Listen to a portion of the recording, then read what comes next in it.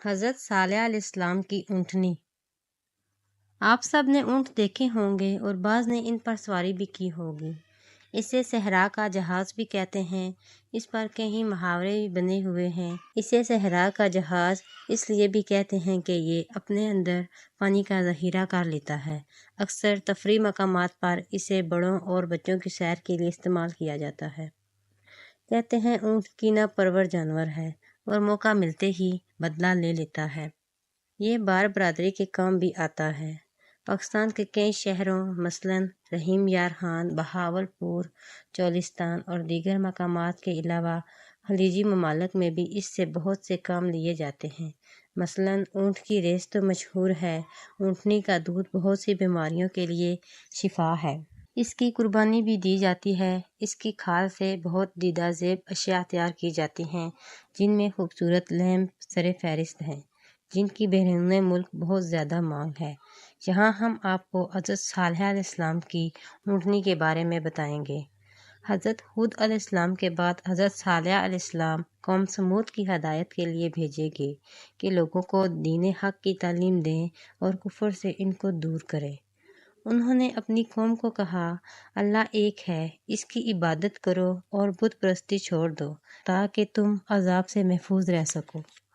یہ باتیں سننے کے بعد ان کی قوم کی سرکردہ لوگوں نے کہا، اے صالح علیہ السلام، اگر تم اس بہت بڑے پتھر سے جس کا نام کعبہ ہے ایسی اونٹنی پیدا کر دو جو سرخ رنگ کی ہو اور اس کی پیشانی سیاہ ہو، بدن پر بڑے بڑے بال ہوں اور یہ کہ پیدا ہوتے ہی بچہ دے اور اس میں اتنا دودھ ہو کہ ہم سب سیر ہو سکیں، تب ہم تم پر ایمان لائیں گے۔ اگر تم ہماری شرط پوری نہ کر سکے تو ہم تمہیں زندہ نہ چھوڑیں گے۔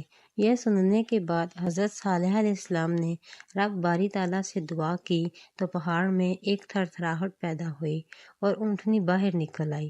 اس معجزے کے بعد تقریباً قوم سمود کے نمائندے ایمان لانے پر آمادہ ہو گئے، مگر ان کی شرارتیں بھی جاری رہیں اور وہ نت نئے مطالبات کرتے رہے۔ یہ اونٹنی اتنی قوی الحبسہ تھی کہ دوسرے تمام جانور اس سے ڈرتے تھے۔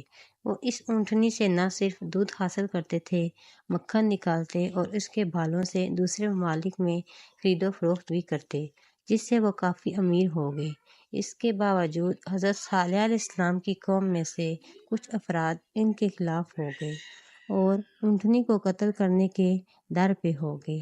آخر کار انہوں نے اسے مار ڈالا اور ٹکڑے ٹکڑے کر کے اس کا گوشت آپس میں تقسیم کر لیا۔ حضرت صالح علیہ السلام کی اونٹنی جب قتل کر دی گئی تو اس کا بچہ بھاگ کر پہاڑ پر چڑھ گیا۔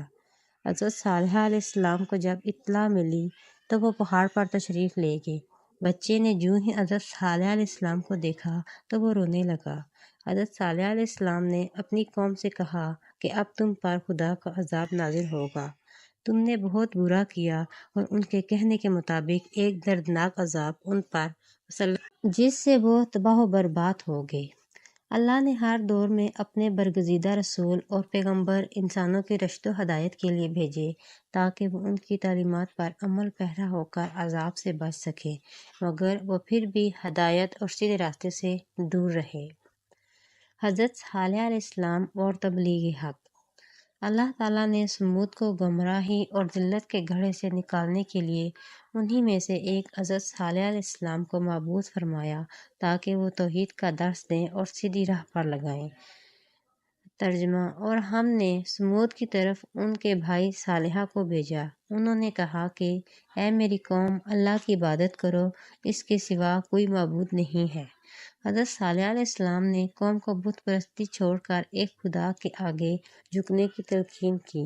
قوم نے ان کا مذاق اڑایا اور انہیں جھٹلایا، جیسا کہ پہلے پیغمبروں کے ساتھ ہوتا آیا ہے۔ لوگ کہنے لگے کہ اے صالحہ، تم اس سے قبل ہم میں ہونہار معلوم ہوتے تھے، کیا تم ہمیں ان چیزوں کی عبادت سے منع کرتے ہو جن کی عبادت ہمارے بڑے کرتے آئے اور جس دین کی طرف تم ہمیں بلا رہے ہو، واقعی ہم تو اس کی طرف سے بڑے شبے میں ہیں۔ قرآن مجید میں اور بھی کئی صورتوں میں آپ کا ذکر آیا ہے، چند غریب اور کمزور لوگ حضرت صالح علیہ السلام پر ایمان لے آئے، لیکن قوم کے بڑے طاقتور لوگ انہیں بے حد پریشان کرتے تھے، ان کا مذاق بھی اڑاتے تھے۔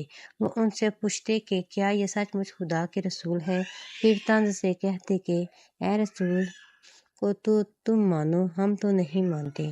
قوم سمود کو حضرت صالح علیہ السلام کی نبوت کا یقین نہیں آتا تھا، چنانچہ انہوں نے حضرت صالح علیہ السلام سے کہا کہ اگر تم واقعی اللہ کے رسول ہو تو ہمیں کوئی معجزہ دکھاؤ۔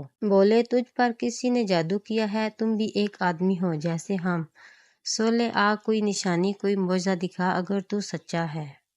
اتفاق سے اس علاقے میں پانی کم ہو گیا، علاقے کے چشمے اور تالاب پانی کی ضرورت پوری کرنے کے قابل نہ رہے، جس کی وجہ سے لوگ پریشانی کا شکار ہو گئے اور اس کا حل ڈھونڈنے لگے۔ وہ جانتے تھے کہ اگر یہ صورتحال زیادہ عرصہ تک برقرار رہی تو ان کے مال مویشی پیاس سے مر جائیں گے، تو ان کے ذرائع آمدن بند ہو جائے گا اور بچوں کے لیے دودھ بھی میسر نہ آئے گا۔ پہلے انہوں نے اپنے جانوروں کو پانی پلانے کی باریاں مقرر کیں۔ حضرت صالح علیہ السلام کی قوم نے جب دوبارہ معجزہ دکھانے کے بارے میں اصرار کیا تو حضرت صالح علیہ السلام نے کہا کہ تم بتاؤ کیا معجزہ دیکھنا چاہتے ہو۔ آپس میں مشورہ کرنے کے بعد انہوں نے کہا تم یہ معجزہ دکھاؤ کہ ایک اونٹنی اس پتھر سے نکلے اور اسی وقت وہ بچہ جنے اور دودھ بھی دے، تب ہمیں یقین آئے گا کہ تم رسول خدا ہو۔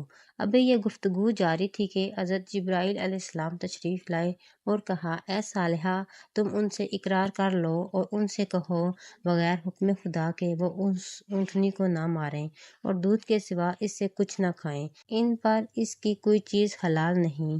پھر حضرت صالح علیہ السلام نے ان سے اقرار لیا۔ حکم باری تعالیٰ ہوا کہ صالح علیہ السلام تم دعا کرو، پھر میری قدرت کا نظارہ دیکھو۔ میں نے 4000 برس پہلے ایک اونٹنی اس پتھر کے اندر پیدا کر رکھی ہے تاکہ تیرا معجزہ ظاہر ہو اور پیغمبری کی دل مضبوط ہو۔ حضرت صالح علیہ السلام نے خدا کی بارگاہ میں دعا کی۔ دعا ختم ہوتے ہی پتھر سے ایک عجیب سی آواز نکلی اور ایک نہایت خوبصورت اونٹنی اس پتھر کے نیچے سے نکل آئی۔ اس کے بعد اس نے ایک بچہ دیا۔ اس کے پاس تازہ گھاس بھی نظر آئی جو اونٹنی نے کھائی تھی، اور خدا کے حکم سے فوراً چشمہ اور ایک چراگاہ پیدا ہو گئی اور اونٹنی اس میں چرنے لگی۔ اس قوم میں 7 قبیلے تھے اور ساتوں اس چشمے سے پانی پیتے تھے اور پھر بھی پانی میں کمی نہ ہوتی تھی۔ ساربان اس اونٹنی کو اس چشمے پر لے گئے۔ اس اونٹنی نے چشمے کا سب پانی پی لیا۔ پھر حضرت صالح علیہ السلام نے کہا کہ تم اس کا دودھ پیو اور جتنا مرضی گھر لے جاؤ، اس میں کمی نہ ہوگی، اور یاد رکھو پانی پینے کی ایک دن باری اونٹنی کی ہے اور دوسرے روز تم سب کی۔ اونٹنی کو تنگ کرنے اور نقصان پہنچانے کی کوشش نہ کرنا، ورنہ تم کو ایک بڑے دن کی آفت گھیر لے گی۔ جس جنگل میں وہ اونٹنی چرنے جاتی تھی تو اس جنگل کے سب مویشی ڈر کر بھاگ جاتے اور کنارے پر پہنچ جاتے۔ اس کے بعد حضرت صالح علیہ السلام نے قوم سمود سے کہا میں تمہیں پھر خبردار کرتا ہوں کہ یہ اونٹنی اللہ تعالیٰ کی ہے، اس کو کبھی مت چھیڑنا اور اس کو کوئی تکلیف بھی مت دینا، ورنہ اس کے بدلے تم پر سخت عذاب نازل ہوگا۔ حضرت صالح علیہ السلام کی یہ بات سن کر وہ لوگ اس اونٹنی کو پیار کرتے تھے اور اس کی حفاظت کرتے تھے، اس کے دودھ، مکھن اور گھی جمع کر کے شہروں میں لے جا کر فروخت کرتے تھے۔ اسی طرح ان کے پاس مال و ثواب کی بھی کمی نہ رہی تھی۔ اسی طرح 400 سال گزر گئے۔ ایک روز حضرت صالح علیہ السلام نے فرمایا اس مہینے کے اندر جس گھر میں لڑکا پیدا ہوگا اس سے ساری قوم ہلاک و تباہ ہوگی۔ تو 9 عورتوں نے اپنے بچوں کو پیدا ہونے سے پہلے مار ڈالا، سوائے ایک عورت کے جس کے ہاں پہلے کوئی فرزند نہ تھا، اس لیے اپنے بچے کو نہیں مارا اور زندہ رکھا اور اس کا نام قدار رکھا تھا۔ بڑا ہو کر یہ بہت شاذور نکلا۔ ایک اور شخص جس کا نام مصدع تھا، اس کے ساتھ مل کر اور ہر قبیلے سے ایک شخص نے باہم متفق ہو کر خوب شراب پی اور حضرت صالح علیہ السلام کی اونٹنی کو مار ڈالنے کا پروگرام بنایا۔ دوسرے روز اونٹنی نے پانی پینے کے لیے اپنا سر جھکایا تو قدار بن سلف مردود نے آ کر اس کی گردن میں تیر مار کر زخمی کر دیا۔ اونٹنی نے اس پر حملہ کیا تو سب بھاگے۔